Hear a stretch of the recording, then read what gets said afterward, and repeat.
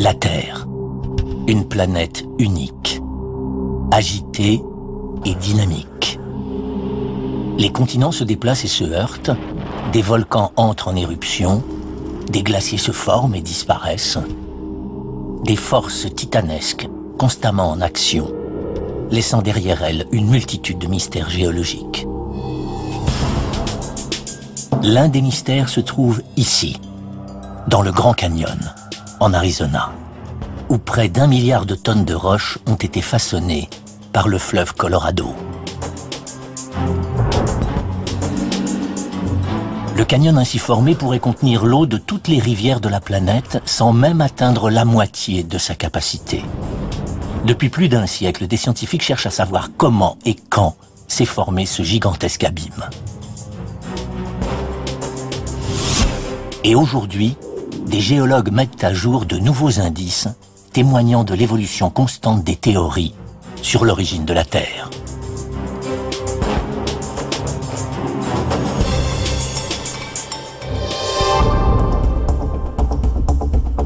Le Grand Canyon, l'une des merveilles naturelles les plus spectaculaires d'Amérique.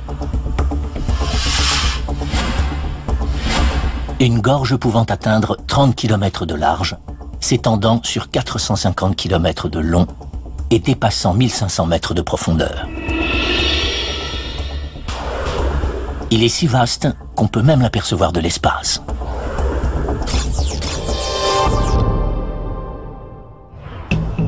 Bien que Hell's Canyon, dans l'Idaho, soit plus profond de 800 mètres et que Capertee Valley, en Australie, soit plus large de 1500 mètres, le Grand Canyon reste le plus célèbre de tous. Il constitue également un mystère géologique de taille. Comment le fleuve Colorado, mesurant seulement 1/10 du Mississippi, a-t-il pu façonner un tel canyon? La réponse a échappé aux scientifiques pendant plus d'1 siècle, car beaucoup d'indices sur lesquels ils s'appuient habituellement ont été emportés par le fleuve durant des millions d'années. Enfouis lors d'éboulements ou détruits par des volcans.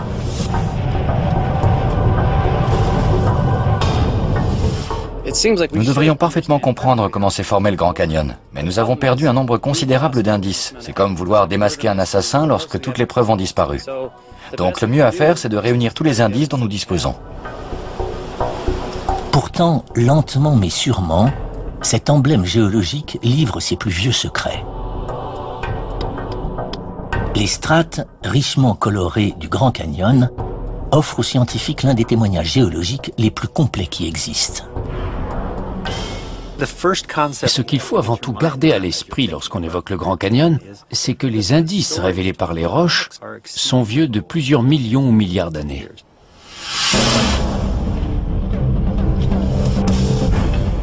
Carl Strom et son équipe partent en expédition sur le terrain le long du fleuve Colorado. La descente ne sera pas de tourpeau. Ce fleuve de 2330 km de long est extrêmement puissant.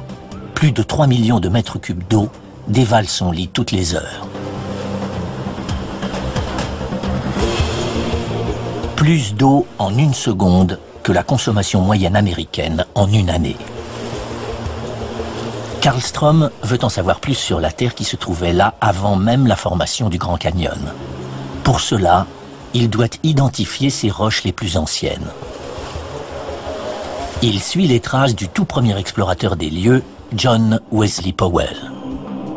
En 1869, il est le premier homme à descendre le fleuve Colorado sur toute la longueur du canyon.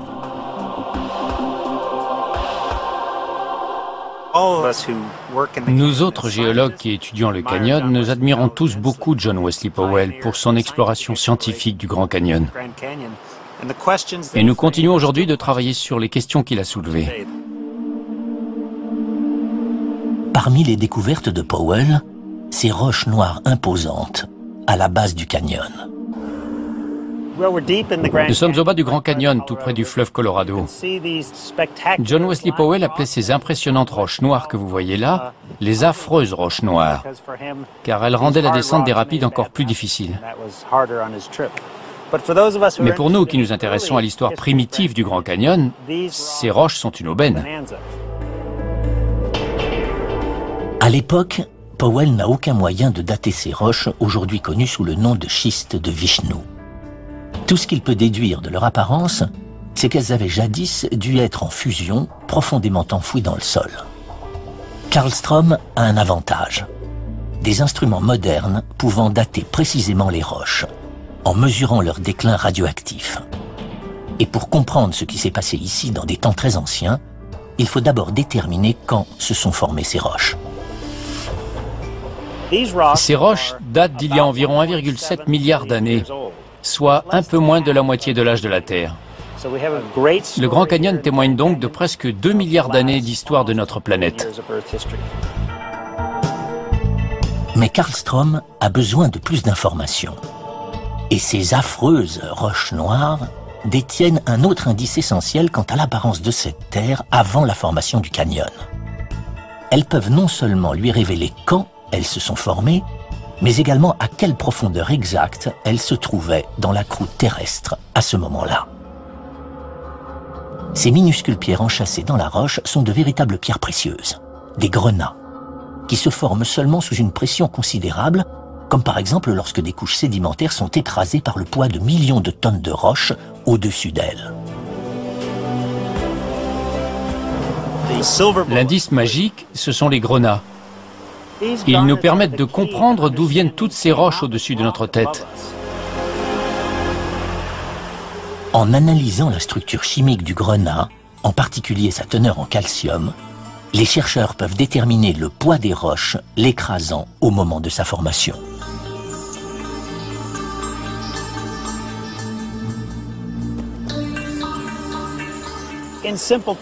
En d'autres termes, si lorsque vous analysez un grenat, vous constatez une teneur en calcium élevée, cela signifie qu'il se trouvait plutôt à la base de la montagne, sous une importante quantité de roches. Donc nous avons emmené ces grenats au laboratoire, nous en avons coupé une très fine section que nous avons disposée sous une microsonde électronique, et ce qu'il en est ressorti, c'est que ces grenats se trouvaient autrefois à près de 10 km de distance par rapport au sommet. Ça fait beaucoup. Il y a donc près de 2 milliards d'années, avant que le canyon ne se forme, des montagnes se dressaient à cet endroit, à 10 km au-dessus du niveau de la mer. Des sommets aussi élevés que ceux de l'Himalaya actuel.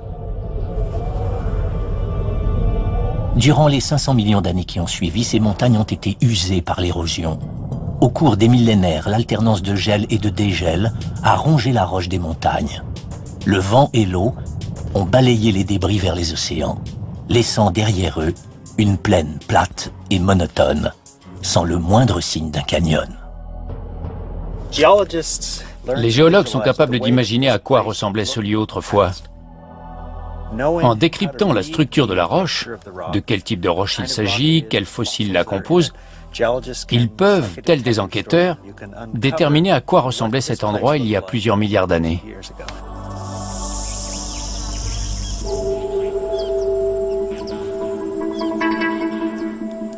Cette région est aujourd'hui désertique, sur plus de 480 km à l'intérieur des terres. Et pourtant, ces coquilles enchâssées dans la roche sont des fossiles marins.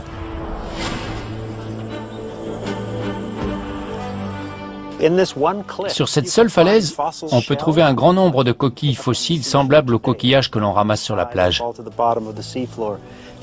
Une fois mortes, ces créatures primitives sont tombées au fond des océans et se sont retrouvées prisonnières de la vase.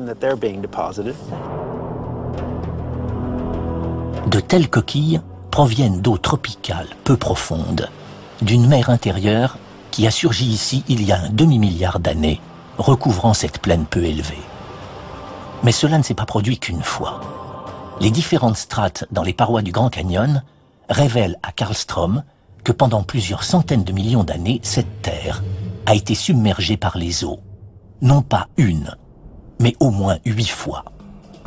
La dernière fois que cette région d'Arizona a été envahie par la mer remonte à environ 80 millions d'années. En remontant les strates du Grand Canyon, on voit que la mer a envahi la région à plusieurs reprises, déposant différents types de sédiments et différents fossiles datant de différentes époques. Ces allées et venues de la mer ont-elles même duré plusieurs centaines de millions d'années? Chaque fois que la mer a submergé la région, elle a déposé différentes matières qui se sont solidifiées, puis transformées en roches. Parmi ces sédiments, du sable, qui s'est transformé en grès de couleur chamois, et de la vase, qui s'est durci, puis transformé en schiste sombre. Les restes calcifiés des organismes marins ont quant à eux été réduits en calcaire de couleur claire. Pourtant, la couleur dominante du canyon est le rouge.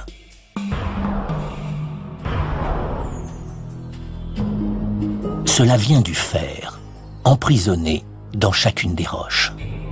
Pendant des millions d'années, il a développé cette couleur rouille caractéristique. Pour les géologues, descendre le Grand Canyon, c'est comme remonter le temps.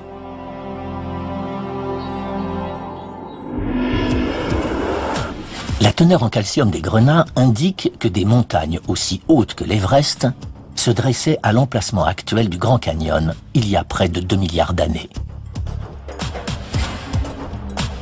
Des fossiles marins emprisonnés dans la roche révèlent que cette pierre était recouverte d'une mer intérieure il y a 500 millions d'années.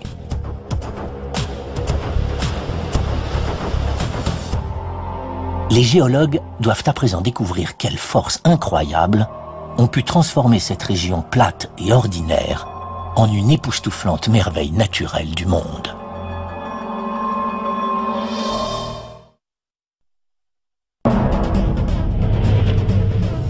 Il y a 1,7 milliard d'années, l'ouest de l'Arizona subit une série de transformations extraordinaires qui s'achèvent il y a 70 millions d'années.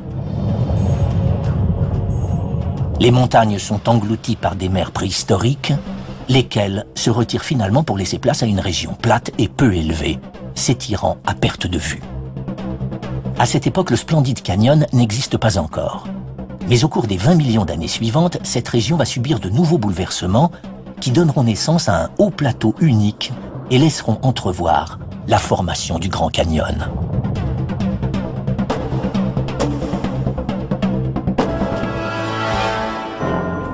La présence de fossiles marins indique aux géologues que cette terre était autrefois recouverte par une mer intérieure. Mais cela soulève une autre interrogation. Et l'enquête devra établir pourquoi ces roches sous-marines se trouvent aujourd'hui en altitude, à plusieurs milliers de mètres au-dessus du niveau de la mer. C'est inhabituel de grimper à 1500 mètres au-dessus du niveau de la mer et de trouver une coquille de palourde ou du moins quelque chose de similaire. On les trouve généralement sur la plage. Alors, comment expliquer leur présence à cette altitude? Cette région a clairement subi un bouleversement géologique qui a soulevé le fond marin tout entier. Dans les années 60, des géologues ont découvert que les collisions entre les différentes plaques tectoniques pouvaient être à l'origine de soulèvements montagneux. Cela arrive dans le monde entier et entraîne généralement la formation de chaînes de montagnes.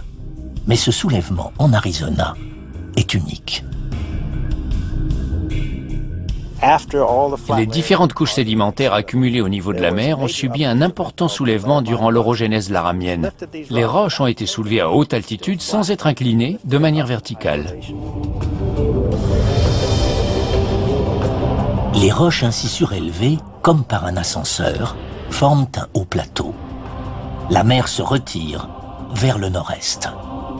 Mais toujours aucune trace du Grand Canyon. Le fleuve Colorado, cette force qui a sculpté le canyon dans la roche, doit encore arriver.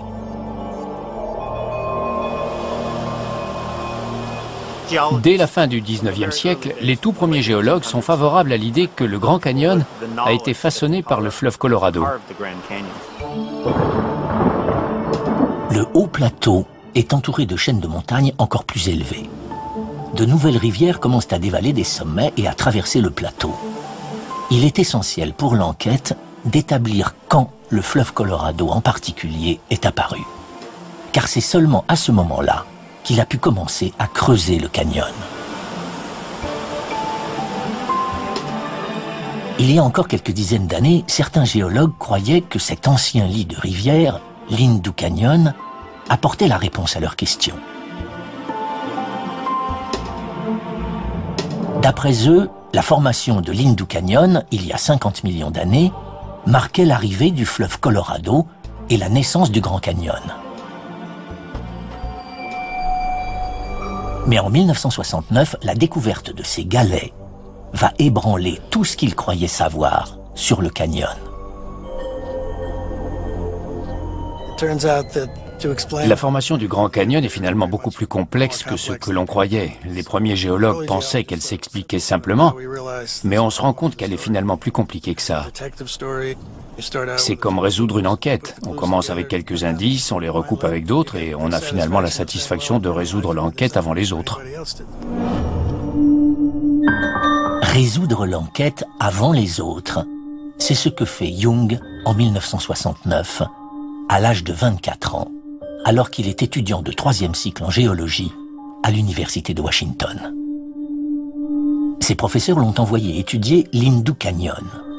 Mais lorsque Young arrive vers le lit poussiéreux de la rivière, il découvre qu'il n'a rien à voir avec le fleuve Colorado, ou même le Grand Canyon. Sa découverte fait voler en éclats toutes les théories géologiques bien établies et révolutionne la manière d'envisager l'histoire du Grand Canyon. L'indice provient de l'alignement des galets dans le lit de la rivière. Si vous regardez ces galets, vous voyez qu'ils sont orientés dans le même sens que le fleuve. C'est-à-dire que le fleuve se trouvait sur ma droite. S'ils avaient été orientés dans ce sens, l'eau les aurait retournés. Le fait qu'ils soient orientés dans cette direction indique que le fleuve coulait à ma droite. Cet indice est crucial. Le fleuve Colorado n'aurait jamais pu couler à la droite de Young.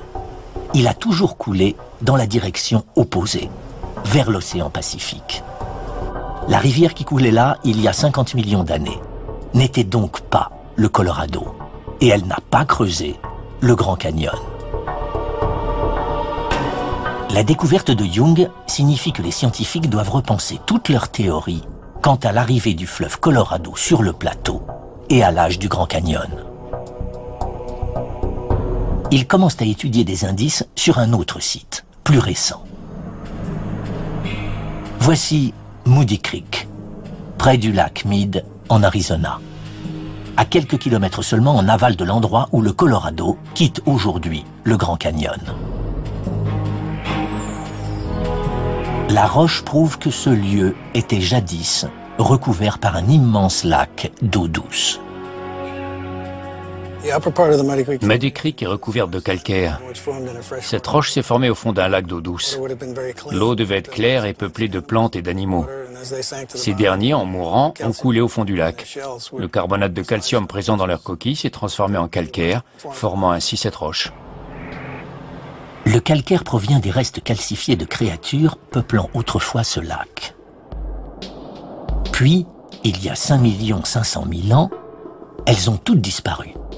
Il n'y avait plus de coquilles pour former du calcaire.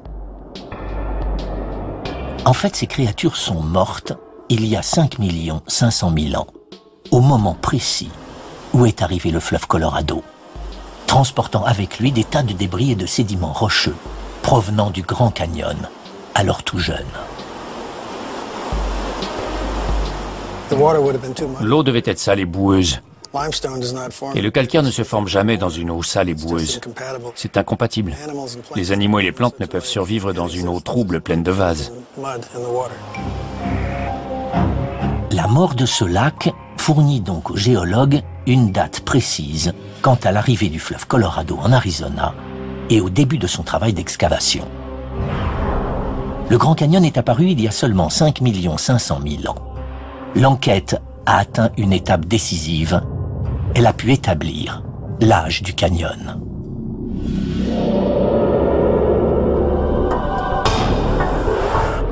Le sens d'orientation des galets dans l'ancien lit de la rivière indique que le Grand Canyon est bien plus jeune que les géologues ne l'avaient suspecté.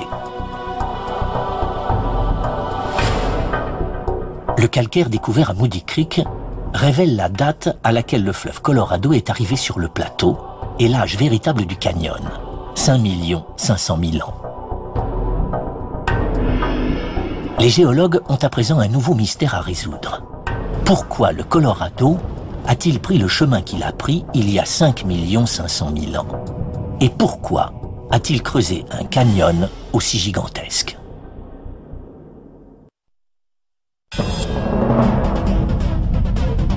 L'enquête dans le passé du Grand Canyon a mis à jour une région montagneuse vieille de 1,7 milliard d'années qui a évolué en l'actuel plateau du Colorado. Il y a 5 500 000 ans, le fleuve Colorado a commencé à sculpter le Grand Canyon sur ce plateau. La question à laquelle les scientifiques doivent maintenant répondre est: que s'est-il passé à cette époque pour que le fleuve se mette à creuser le canyon? C'est un débat qui dure depuis plus d'un siècle et qui continue encore aujourd'hui. J'ai commencé à m'intéresser au Grand Canyon lorsque j'étais étudiant. J'avais entendu parler des différentes théories quant à sa formation. J'étais sidéré d'apprendre que nous ignorions comment il s'était formé.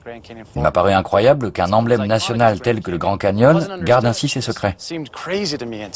J'ai donc décidé de consacrer une grande partie de ma vie à essayer de les percer. L'une des théories avance que plusieurs rivières se seraient rejointes et, combinant leur puissance, auraient commencé à creuser le canyon. Une autre suppose que le fleuve s'est mis à creuser le plateau lorsque la terre s'est soulevée autour de lui. John Douglas a sa propre théorie. Une théorie respectée par les plus grands géologues depuis qu'il a publié le fruit de ses recherches en 2000. Ce qu'il appelle la théorie du débordement semble plausible, sur le papier. C'est très simple. En fait, le fleuve Colorado s'est déversé dans une cuvette et a fini par former un lac. Ce lac était immense. Le niveau est monté et le lac a commencé à se répandre à travers le plateau. Avec le temps, il a fini par creuser la roche et c'est comme ça qu'est né le Grand Canyon, assez rapidement. Au campus universitaire de Phoenix, Douglas va tenter une expérience à échelle réduite pour voir si sa théorie du débordement peut fonctionner dans la réalité.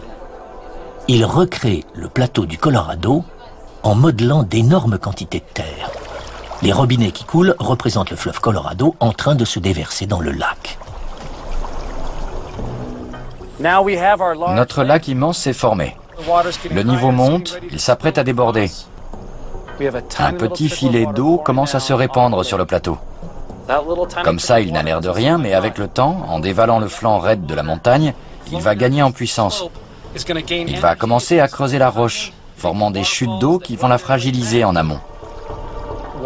Une chute d'eau est maintenant remontée jusqu'au lac, et de grosses quantités d'eau se déversent à présent sur le plateau. Il y en a bien plus qu'au départ. Le fleuve entaille de plus en plus le canyon. Les éboulements le long des parois du canyon dévalent dans l'eau qui les charrie en aval. Le lac commence à rapetisser, son niveau baisse, et on peut voir apparaître notre version réduite du Grand Canyon.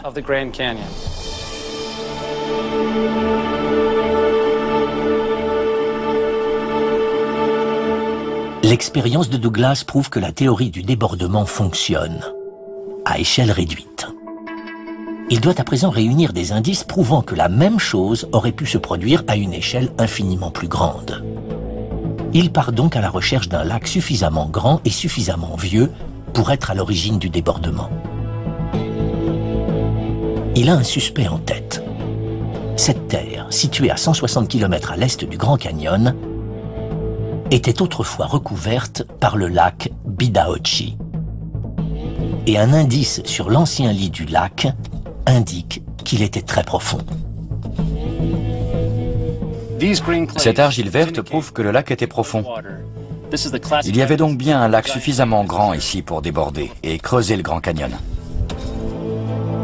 Ces sédiments verdâtres ne se forment que dans un environnement bien particulier. Pour que de l'argile verte puisse se former dans un lac, il faut des eaux profondes avec peu d'oxydation. Cela prouve que le fleuve Colorado s'est déversé dans cette cuvette. Il a dévalé des montagnes rocheuses et a ensuite fait une halte ici avant de se répandre sur le plateau et de sculpter le Grand Canyon.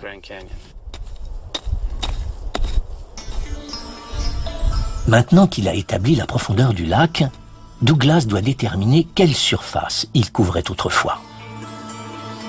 Il compare la profondeur de l'eau à la ligne de niveau du paysage environnant. Et il en résulte que le lac Bidaochi s'étendait autrefois sur 51 800 km² et contenait plus de 12 500 km³ d'eau, ce qui le rend plus grand que le lac Michigan. Douglas doit déterminer l'âge du lac. Pour que sa théorie du débordement fonctionne, il doit être plus vieux que le Grand Canyon, donc avoir plus de 5 500 000 ans. Ces fossiles d'eau profonde sont la preuve dont il a besoin. Ces coquilles appartenaient à des mollusques d'eau douce, vivant là il y a 6 millions d'années. Les dates correspondent. Le lac était là au bon moment pour se déverser sur le plateau et commencer à façonner le Grand Canyon. Dater les fossiles a permis à Douglas de confirmer ce qu'il pensait, mais il continue à chercher de nouveaux indices. Nous ne serons jamais sûrs à 100% de la manière dont il s'est formé, à moins que quelqu'un ne crée une machine à remonter le temps.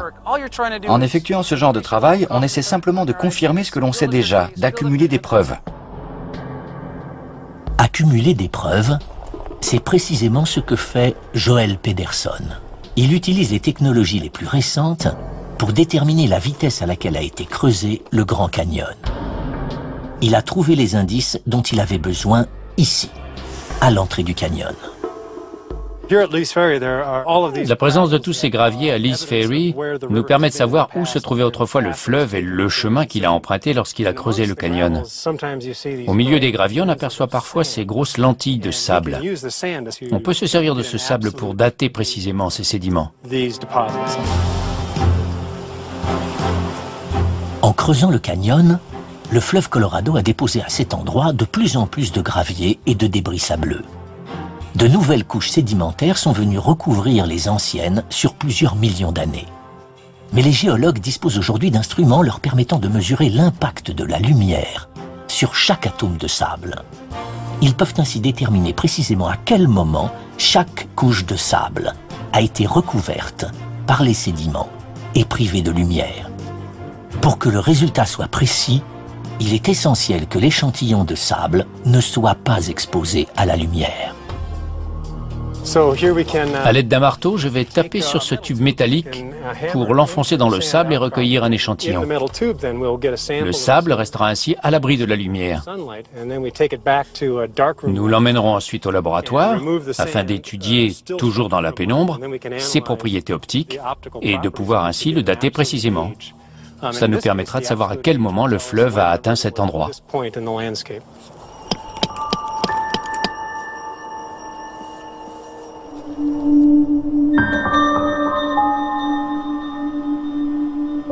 De retour au laboratoire, Pederson compare plusieurs échantillons de sable prélevés à différentes profondeurs. Découvrir l'âge de chacune des couches de sable va lui permettre d'estimer à quelle vitesse le fleuve a creusé la roche.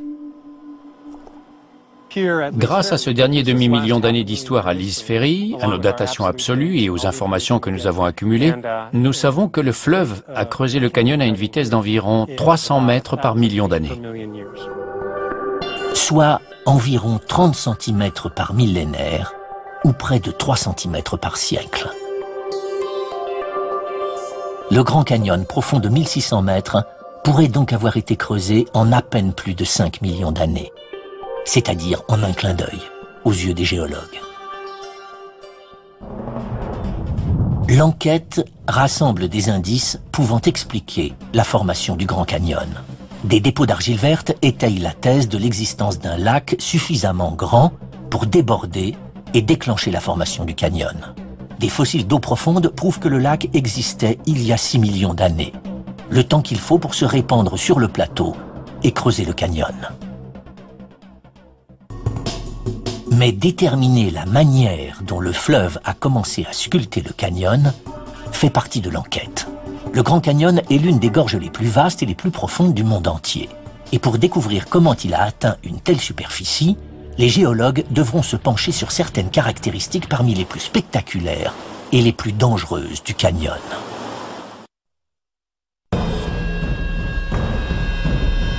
Des montagnes, des mers préhistoriques, puis une plaine surélevée dans les airs se sont succédés dans le paysage de l'ouest de l'Arizona. Il y a tout juste 5 500 000 ans, le Grand Canyon a été taillé dans ce plateau. Ce processus a été si rapide que les géologues ont dû étudier à nouveau l'immense puissance du fleuve Colorado. Ce n'est pas l'eau qui a fini par entailler la roche. Vous pourriez verser de l'eau sur un rocher pendant longtemps et rien ne se produirait. Ce sont les débris que le fleuve transportait, les graviers, le sable, qui en se cognant les uns aux autres ont attaqué la roche. Chaque jour, le Colorado transporte jusqu'à 500 000 tonnes de roches et de débris. Suffisamment de matière pour remplir plus d'une centaine de piscines olympiques. Cela équivaut à 5 tonnes par seconde. Étudier l'érosion fluviale n'est donc jamais une tâche facile. La puissance du fleuve Colorado a emporté sur son passage de nombreux indices qui auraient été précieux pour les géologues.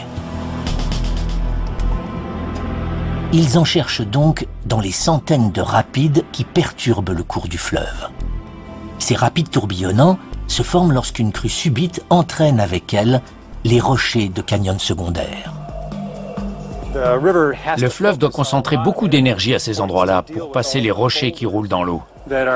Plus il doit affronter de gros rochers et de matières résistantes lorsqu'il sculpte la roche, plus son lit devient escarpé. Alors que l'eau franchit les rapides, elle creuse profondément le lit rocheux. À ce seul endroit, elle subit une dénivellation de 3 mètres. Et il existe de nombreux rapides sur cette portion du Colorado.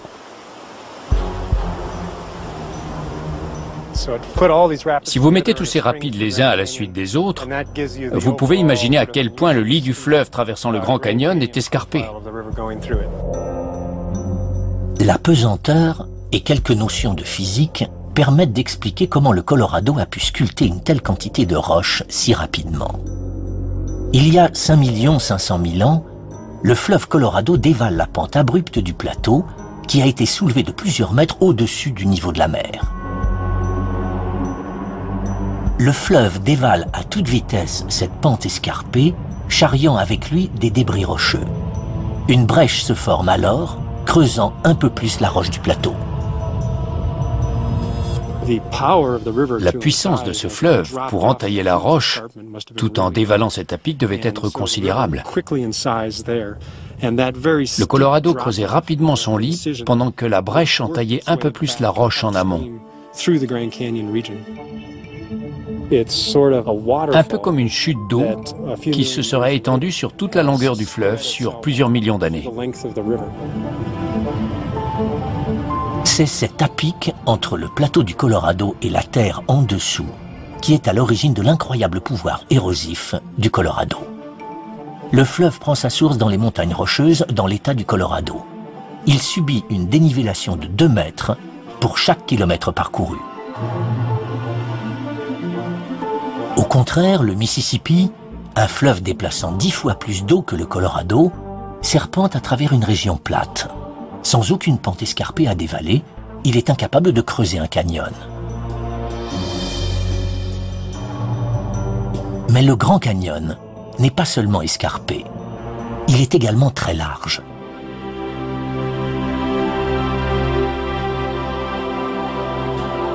C'est ici, sur la South Rim, au cœur du parc national, que le Grand Canyon se révèle le plus majestueux. C'est aussi là qu'il est le plus large, près de 30 km d'une rive à l'autre. Ce paysage semble paisible aujourd'hui. Pourtant, sa beauté exceptionnelle est l'œuvre de forces déchaînées. On associe souvent le Grand Canyon au fleuve Colorado. Le Colorado est ce qui a sculpté le Grand Canyon.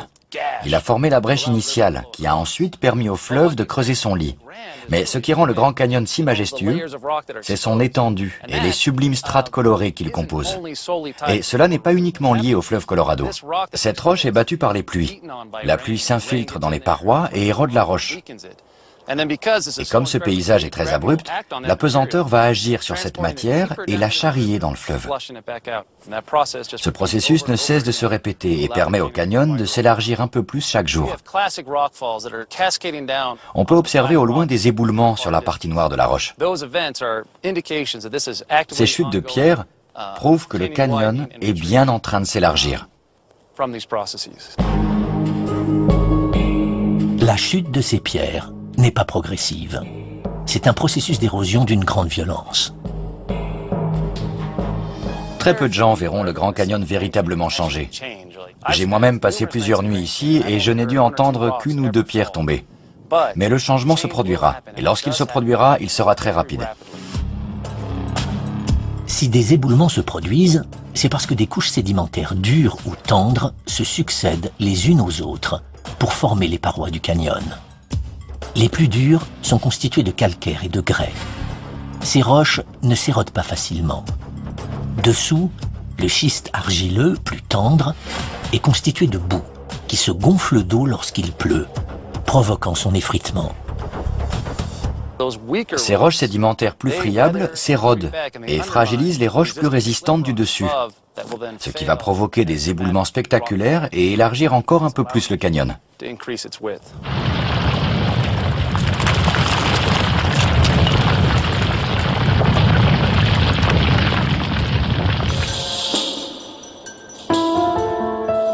Les éboulements ne constituent que la première étape de l'élargissement du canyon.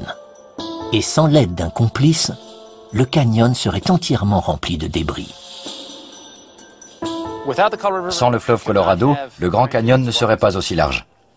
En transportant les débris en aval, il participe à son nettoyage et permet à de nouvelles matières de s'accumuler à leur tour. À force, les parois du canyon finissent par reculer. Le canyon tout entier s'élargit, pendant que le Colorado continue de déblayer et de charrier les débris en aval. Les géologues ont donc compris comment le canyon était devenu si profond et si large. Les rapides du Colorado permettent de comprendre comment le lit escarpé du fleuve a permis de creuser le canyon si rapidement. Des éboulements sur les parois du canyon révèlent comment des roches plus fragiles provoquent l'élargissement rapide du canyon sur les plaines d'Arizona. Mais l'histoire du Grand Canyon n'est pas terminée. Au cours des quelques derniers millions d'années, le canyon a été transformé par d'autres forces extraordinairement puissantes de la nature.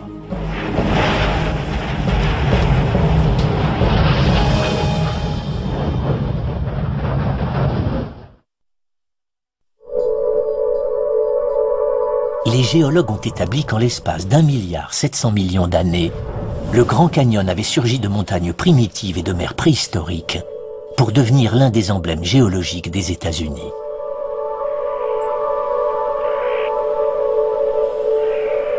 Nous allons à présent nous attarder sur l'une des zones les plus excentrées et mystérieuses du Grand Canyon.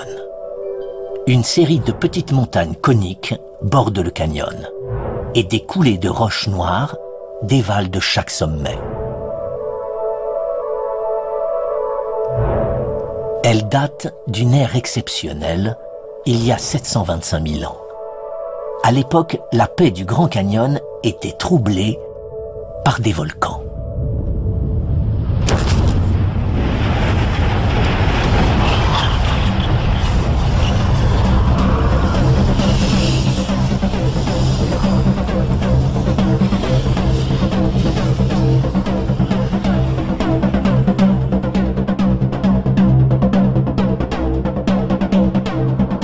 Voici Torrowee Point, dans une région reculée connue sous le nom d'Arizona Strip, l'un des lieux les plus isolés du continent nord-américain. Peu de gens, hormis les géologues, accèdent à cette région, bien qu'elle offre l'une des vues les plus spectaculaires sur le Grand Canyon. Les géologues viennent observer la manière dont des éruptions volcaniques explosives ont transformé le canyon au cours d'un passé géologique relativement récent. Cette roche noire, qui semble s'être répandue sur la paroi du canyon, est une ancienne coulée de lave. Une roche autrefois brûlante, à tout jamais figée dans le temps. Powell a évoqué une rivière de magma en fusion se déversant dans une rivière de neige fondue. Il racontait à quel point cela avait dû être spectaculaire. Le bouillonnement, la vapeur, cela a dû être incroyable. On s'imagine une lave rougeoyante, bouillonnante, semblable à celle des volcans d'Hawaï, dévalant et recouvrant les parois du canyon. Et une fois qu'elle avait atteint la rivière, d'énormes nuages de vapeur se formaient.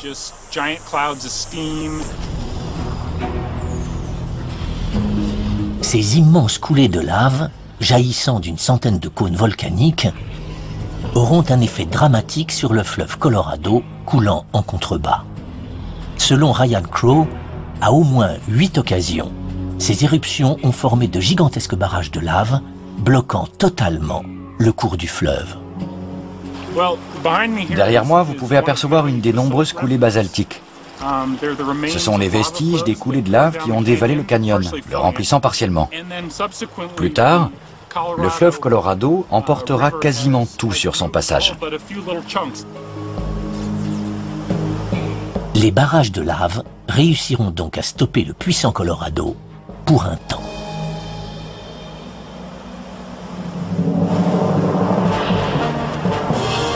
Mais ils ne feront pas le poids contre le fleuve.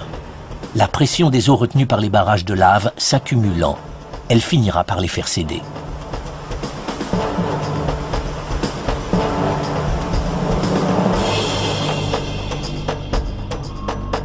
Cet épisode explosif a laissé des traces sur les parois du canyon. Aujourd'hui, les cônes volcaniques semblent bien éteints, même si quelques géologues pensent qu'ils pourraient à nouveau se réveiller un jour.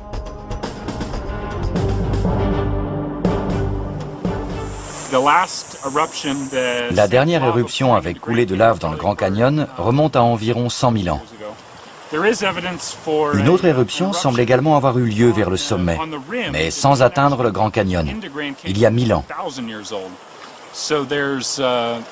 Il y a donc de grandes chances pour que d'autres éruptions se produisent à nouveau dans le futur.